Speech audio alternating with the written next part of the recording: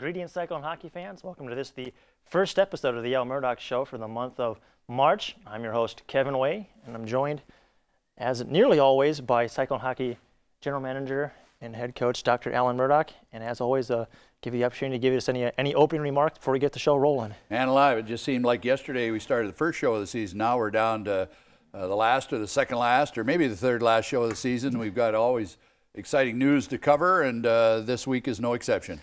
Absolutely. We have a Super Tuesday show tonight, a little bit of a pun. Hopefully everyone gets to that. We're hopefully going to be joined later by Cyclone Hockey Player of the Week, Brian Rooney, but Brian does put the student in the word student athlete, so might be finishing up a test just right now, so definitely don't hold that against him. And we also have to discuss to start off the show, the 2012 ACHA Men's Division I National Tournament. The team made the trip out to Cleveland, Ohio, or suburban Cleveland, Ohio. Obviously, things against Oklahoma did not go as we would have hoped for.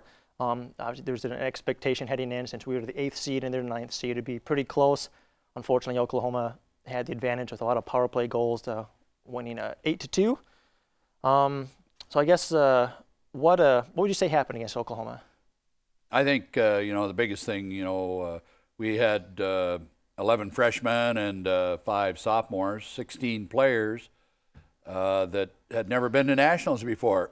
So the novelty of that was unique, and they were pretty excited. We got a great seed. Number 8 seed was good. We fought and battled all season to be there, and I was pretty proud of the guys, qualifying for nationals again. Really proud of the fact, when we got home after the loss to Oklahoma, I wrote on the board the numbers 1, 6, 5, 11, and asked the guys what they thought that might mean. And, Brian Rooney was the first one to volunteer. Well, Coach, that means we got 1 senior who's graduating, Brian Rooney. We've got 6 juniors who are going to be seniors next year. We've got 5 sophomores who will be juniors next year. And we got 11 freshmen who are eligible to be sophomores next year. So pretty darn exciting. We took 23 guys to the national tournament. 22 of them will be back next year, so we're excited. We want to get it going right now. Scheduling is just about complete. That's why we're going to have a couple more shows, and already we've started to have some honors trickle down as a result of a great season, so we expect many more to occur. It was not the result that we wanted. We always want to go to the championship at the national tournament especially and win it all, and it's good that everybody has that feeling and good winning attitude. That never hurts, and always stings a little bit, when you lose. We didn't play our best game against Oklahoma, no question about it. They were at the top of their game. Their goaltending was solid. Their defense played very well. Their forwards had a lot of hustle. They were still stinging a little bit from the loss we gave them when they came to Ames. We beat them 1-0 on Friday, and then lost an overtime game, really, that was our game on the Saturday. So they were still stinging a little bit from that, and I thought came in pretty focused into the game. Our players, I don't think we played our best game. I've seen our goaltenders play better. I've seen our defense play better. I've seen our forwards, bury the puck better than we did in that game. But if we can learn from it, grow from it, and be a better team as a result, that's what it's all about. That's right. Team, of course, was able to bury the puck twice, so it gives us at least a couple highlights from this past weekend. So let's go ahead and roll those clips and give the goal scorers the credit they deserve.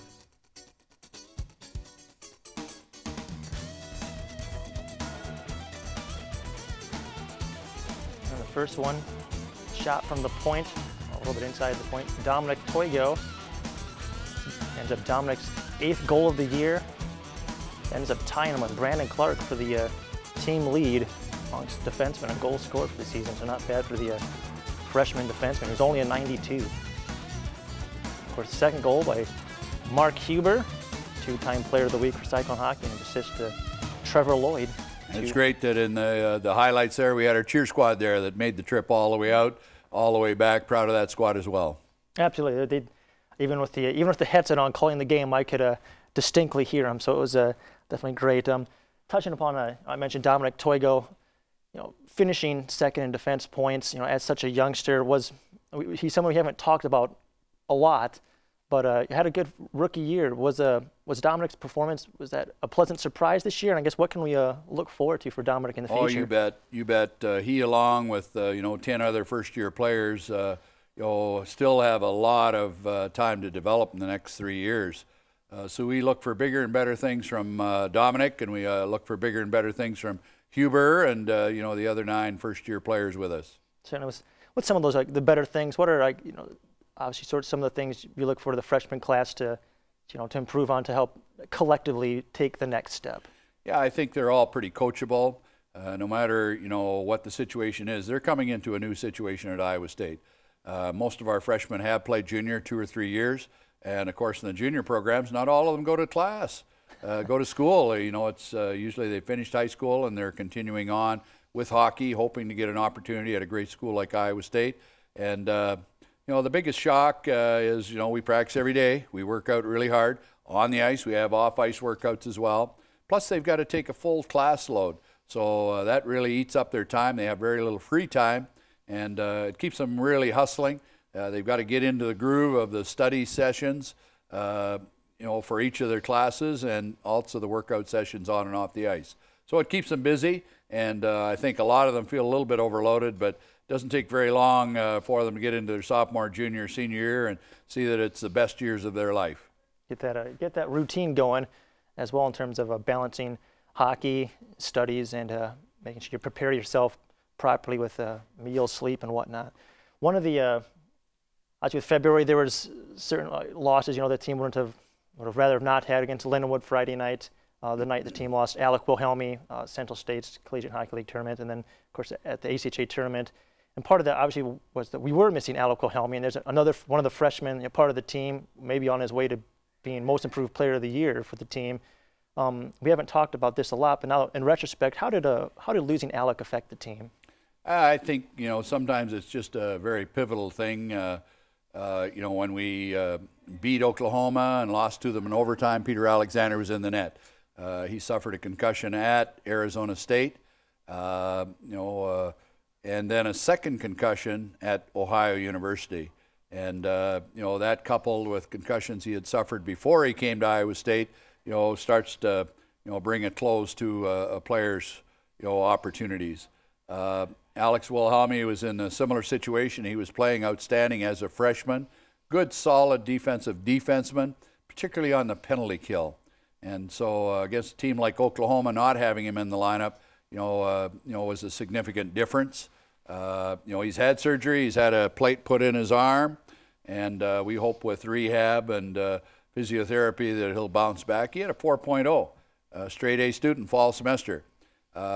He, along with his advisor, have agreed withdrawing from classes this spring is probably the best thing to do. We'll appeal for an injury redshirt situation so that hopefully he can rehabilitate and be back in the lineup next fall. Certainly, Alec was on a good positive track in terms of development, and obviously the sort of player we like with that 4.0 GPA. So I guess overall, what are the you kind of touched on this a little bit, the lessons to be learned from the national tournament moving forward into 2012-13? I've seen a lot of growth in the ACHA and a lot of teams around the country. When this association started 22 years ago, there was just 20 teams, and they all wanted to be like Iowa State, be organized, have practices, have matching uniforms, adult leadership. And now we've got 467 schools in the country that are playing, 57 of them at Division I. And all of a sudden, I looked at all the teams' rosters that were at the national tournament, 20 teams that qualified, and all of them had rosters of 28 to 32 players. So they're all getting more players. They're practicing with more players. In the end, we were down to 23 players, one of which was, there was 3 goaltenders and, an extra forward defenseman. So we were down at the end of the season with just 1 or 2 spare players. And, a few of our guys were banged up and bruised, but you can't use that as an excuse. Oklahoma had 31 guys, and they had a lot of guys sitting in the stands that were ready to play and were healthy. So the added depth can make a difference. Next year, we might load up with 2 or 3 extra players, knowing that it's a World University Games year. And at the same time, injuries will occur. They typically don't happen to our team quite as much. And you could say the 2 or 3 situations, Rody Toigo was looking real good and had bounced back from surgery, but tweaked the back, and you have to be really careful about things like that. So you take those 3 guys out of the lineup, those are 3 blue chip players, and that can impact on any team, let alone a young team that's regrouping, and we'll have a good off season with the 22 returning veterans. We anticipate a great recruiting season. We've been in contact with roughly 100 players worldwide that could be prospects at Iowa State. Because we can't offer full ride scholarships, we can't offer scholarships of any kind, we've got to encourage them to look at the great academics here at Iowa State as an opportunity to get a good education and a potentially great future career and play the best hockey of their life. We've had some good examples go through, most recently guys like Mike Liebler finishing his degree in engineering, now playing pro in Europe. Eric Hudson, finishing his academics and playing pro. Brent Cornelius. There's a whole list of players that have gotten excellent academic backgrounds from Iowa State and are still playing after 4 years at Iowa State. So we expect to have lots more players just like that. Absolutely. All right, fans, we got to take our first commercial break for the night. After the break, we'll talk a little bit about Cyclone Hockey Player of the Week, Brian Rooney, and also some other exciting news involving Brian, Brandon Clark, and even Coach Murdoch. So stay tuned. We'll be right back after these brief messages.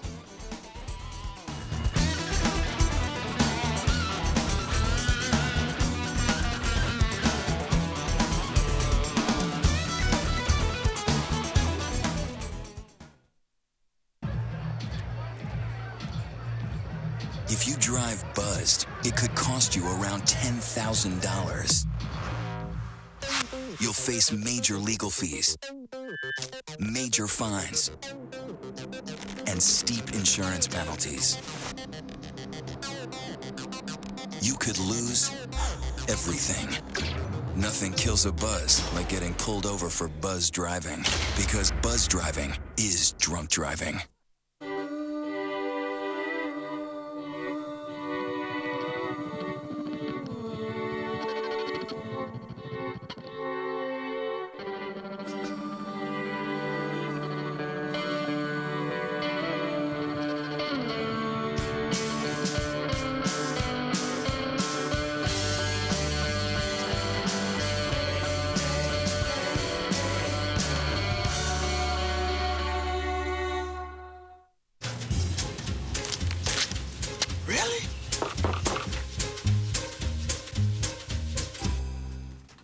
Buzz, what's up, man?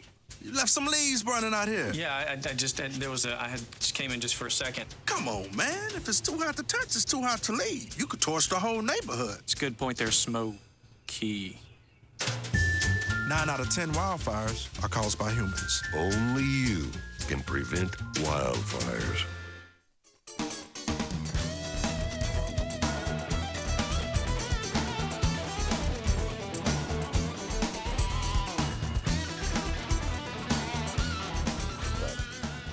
Welcome back to the Al Murdoch Show, fans. I'm your host, Kevin Way, and of course, joined by the namesake of the show, Cyclone Hockey General Manager and Head Coach, Dr. Alan Murdoch. Coach, Brian Rooney, Player of the Week. He was named such after opening weekend against the Huntsville Havoc tryout team. That was very exciting. He was the Player of the Week last week of first semester, Player of the Week, first semester of second semester, and now Player of the Week for the final week of the year. So kind of definitely leading. That's got to be some kind of record. I don't know. We'll have to go back to the record books and check. But Brian Rooney's a good hard worker in the classroom, good hard worker on the ice. He played the 4 years with us. I think he got his best statistics in his fourth year. I think he played with a lot of enthusiasm. I think a lot of the new young guys, the 11 freshmen and the 5 sophomores, leaned on him quite a bit for advice. Academically, on the ice, off the ice, team play, all of those things. So he's done a great job. Tonight he's in class, and he's taking an examination. I told him not to hurry. If he gets here by the end of the show, great. If not, we'll get him on the next show. Certainly. As you mentioned, Brian did put up the best numbers of his Cyclone Hockey career, 15 goals this year, 29 points, equaled his best in assists. Talk a little bit about the type of player that Brian is. Yeah, he's a pretty emotional player, pretty passionate about the game of hockey. He played most of his hockey in the Chicago area and played junior in Chicago as well. He's well seasoned. Another one of his popular sports is rugby, so he brings that style of play to the ice arena, and the fans love it. He was a fan favorite, no question about it. And that's always a good thing too. If he can get the grades, which Brian does, and if he can put the points up, which he does, and he was also absolutely excellent on the defensive end of the ice. He was one of the centermen that I counted on in his senior year to win key faceoffs, to be in great defensive positions, and he left it all on the ice, no question about it. Obviously, the opposing team that we faced, at least the opposing team's coaches and the ACHA brass, took notice of Brian, the fact that Brian had his best offensive year, and then also the degree to which we utilized him defensively. And he's has not been officially announced yet, but we'll be looking for it shortly. Announced that he'll participate in the 5th annual ACHA Men's Division I All-Star Game. Talk a bit about that honor and what that would mean to you Brian. bet. That's absolutely huge, not only for Brian Rooney himself being selected as a forward for the All-Star Game, but Brandon Clark being selected as a defenseman. And they even asked the old coach to come and be head coach of one of the teams. And I'm honored after all these years that they still look in our direction and look upon the Iowa State program as one with good players and good organization. So all three of us, are excited about it. Even though it's unofficial, we were asked, are we available?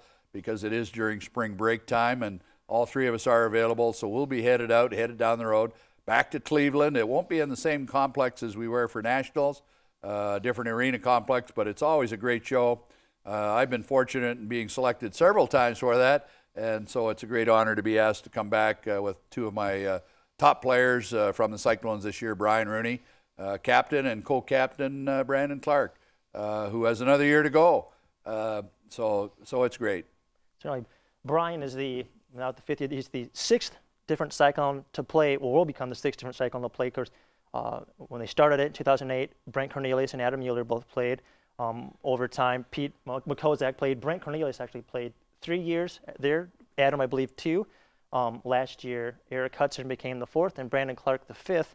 Brandon, of course, going back. What does it mean to you for players like Brent Cornelius who make it 3 years, and Adam to play 2 years, and Brandon to play 2 years? Yeah, I think it's excellent. It's a reflection on the organization of our program and the opportunities that we provide the players to play at the highest level.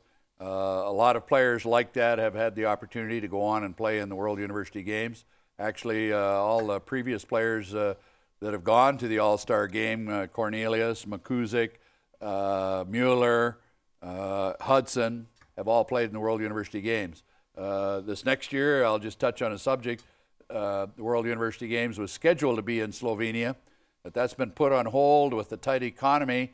Slovenia is saying they would like to get out of that obligation, and the news release that came out today is that the World Games will go on and will be at a different venue, and they expect to announce that in the next few days. So we'll know where the World Games are, and someone like a Brandon Clark should have an opportunity to at least try out for that.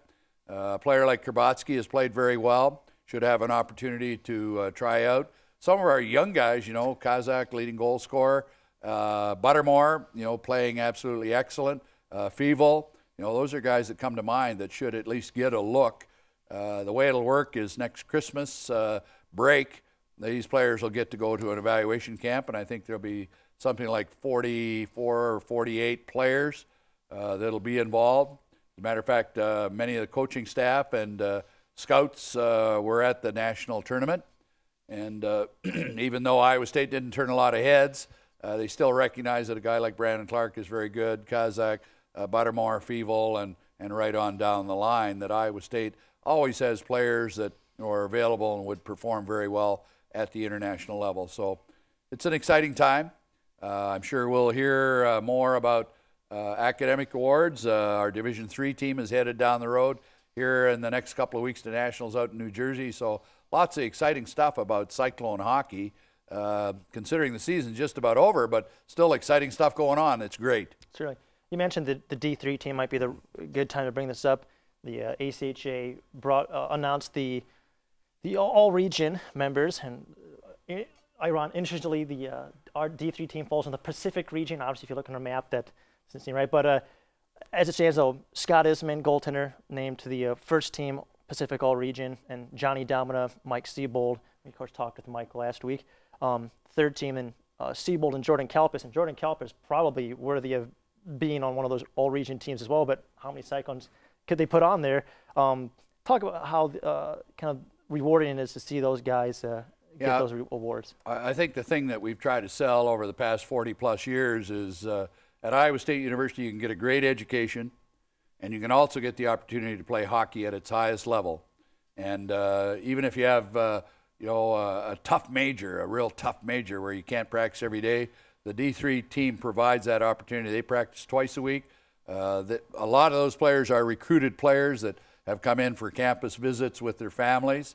And we try to sell the fact you're going to get a good education. You're going to have great job opportunities from Iowa State. You're going to play some of the best hockey of your life. And I know we've got close to 50 guys this year that are going to national tournament play.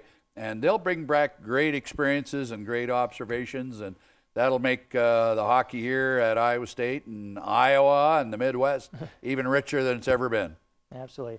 All right, fans, we have to take one more commercial break. After the break, we'll talk about a few other cool news items surrounding Cyclone Hockey. So we encourage you to stay tuned. We're catching the flip side of these brief messages.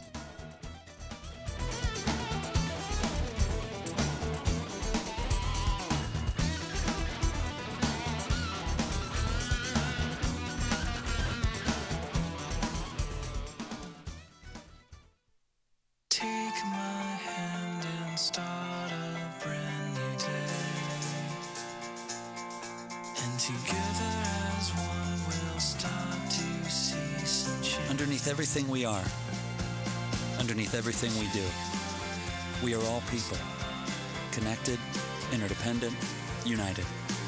And when we reach out a hand to one, we can influence the condition of all. That's what it means to live united.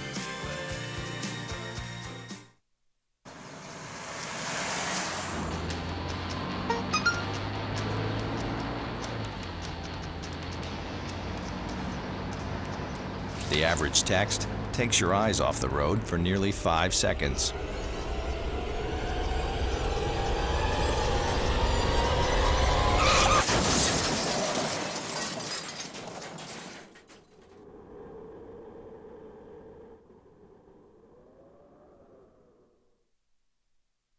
This is one amazing truffula tree. Can you imagine a place where these grow everywhere? Yes, it's called the forest, a magical place to enjoy with your family.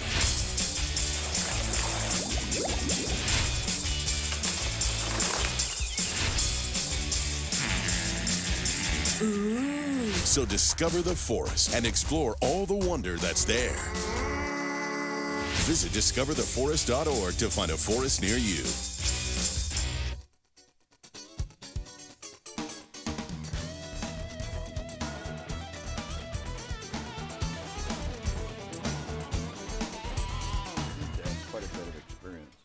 Welcome back, Cyclone fans, to this Super Tuesday episode of the Murdoch Show.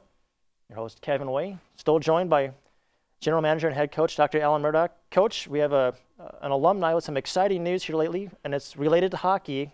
Chris Linden, piece of artwork involving Mary Lemieux. Talk a bit about that. Oh, man, it's really exciting. Actually, one of the daily reporters, one of the former marketing team members, Randy Reeder, called me late last week before we left for Nationals and asked what I could tell her about Chris Linden. I said, well, he was a former player, former part of Cyclone Hockey, and she said she had heard something about him designing something. Was his major graphic design or art? I said, yeah, it was, and she wanted to know how to track him down. So I put out the feeler, and we got some good people. Brian Wearson's one of them. That kind of knows where everybody is, either through LinkedIn or Facebook or something. And sure enough, within a few hours, Chris Linden called me on the phone. I said, what's new, Chris? And he said, just the usual stuff. I'm getting on a plane now with Mary Lemieux. We're going out to watch the Pittsburgh Penguins play the Colorado Avalanche, but I'll be back with him after the game.